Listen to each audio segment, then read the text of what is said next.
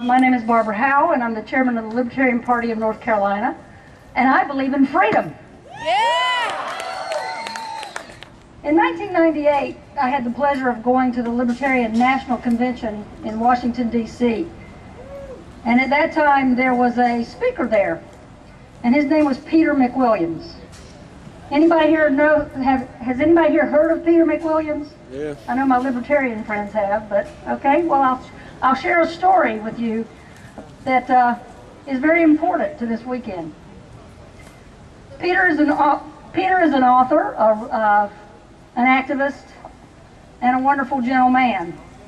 In 1993, I believe, he was diagnosed with both AIDS and cancer.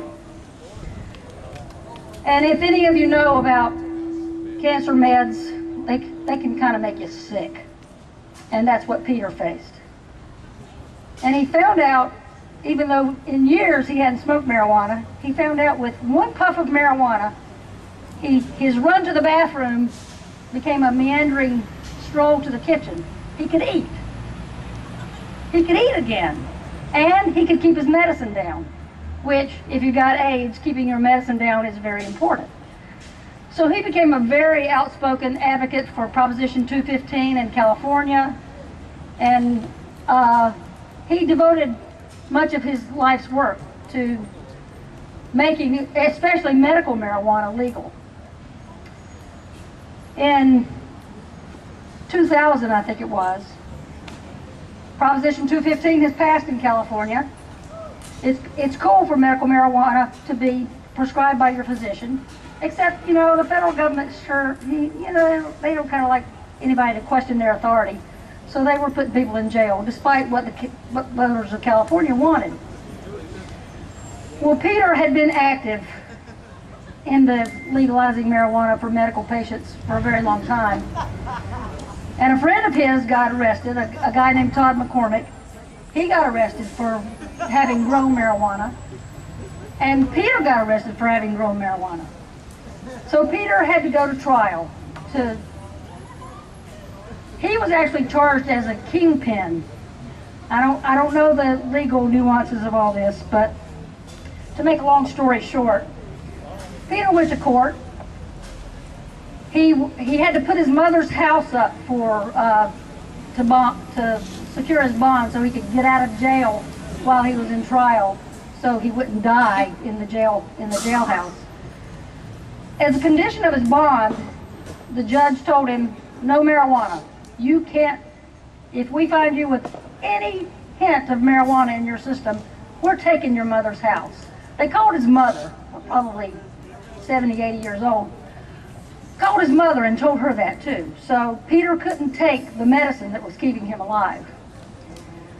Plus, in his court case, Peter wasn't allowed to bring up the fact that he was dying of AIDS and cancer and marijuana was keeping him alive. He couldn't use that in his defense. So it was a surefire shot that he was going to be convicted of this crime. And so he made a plea deal. Sometimes you gotta do what you gotta do to stay alive and keep working. He made a plea deal. But he still had this order from the judge. No marijuana. We'll take your mother's house. We don't care if you're gonna die.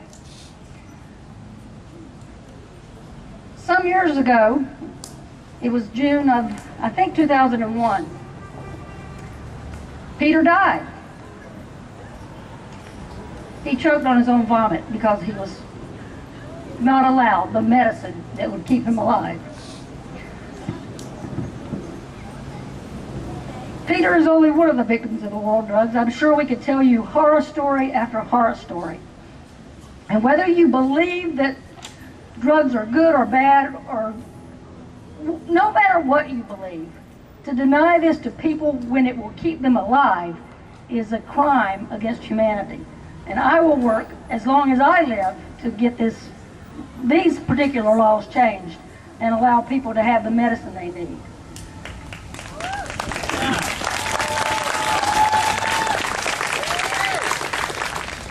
I hope that we will come to the realization that we are all endowed for and free for life, liberty, and the pursuit of happiness. That what we choose to do with our bodies is none of the government's business. By the way, if you like that story about Peter McWilliams, petermcwilliams.com.org, Google Peter McWilliams. He wrote a book called Ain't Nobody's Business If You Do, and it's a great place to find out more about him and his legacy and how he worked to make medical marijuana legal. This is from David Crockett, Williams, California. The story of the death of Peter McWilliams will not be told. Well, it will not be told so much because he was one of so many AIDS patients fighting one of the many losing battles of today's inadequate medical science.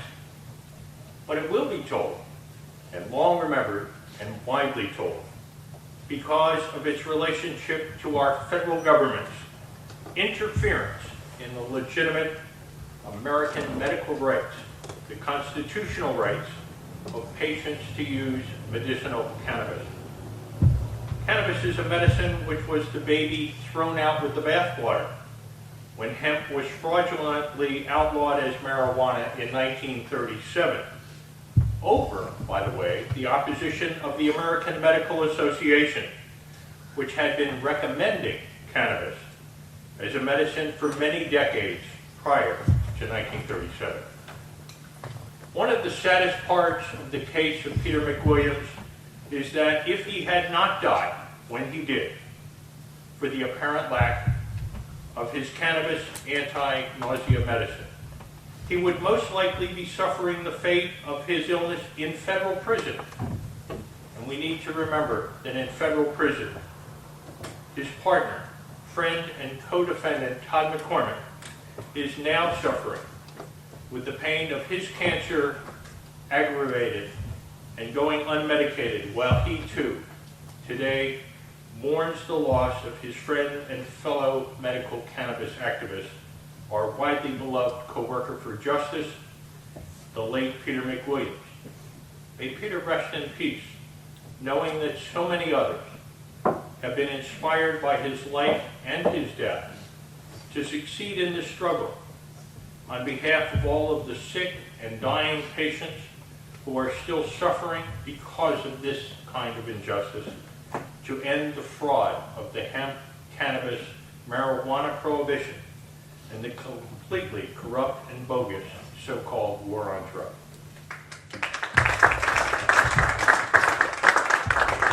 How dare we declare a war on our people and deny them the most basic of human rights? Peter used to get on my case because he knows my righteous indignation. My passion comes off as anger. Anger is a wasted emotion because it doesn't accomplish anything. Except it might get us motivated, this is good. But the truth is that that energy needs to be spent on solutions, and that's what he tried to give us through his writings. Whether it was Love 101, It's Nobody's Business If I Do, whether it was one of his many tapes. I'm very fortunate he bothered to put them on tape, because I am getting to read these books. So Peter would like us to picture our brothers in the white light that he talks about in his meditation tapes. Knowing that whatever comes to us, God knows he had his share of whatever came to him, will be good for him and for others, for a people, a nation, a world, for all of us to unite in that infinite spirit of love.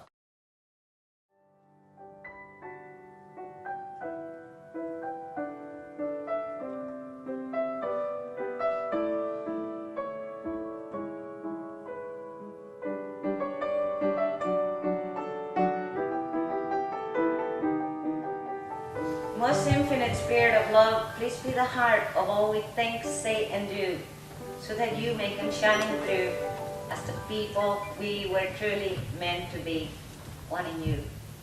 For when there is no separation and life becomes a celebration of endless peace and joyful harmony.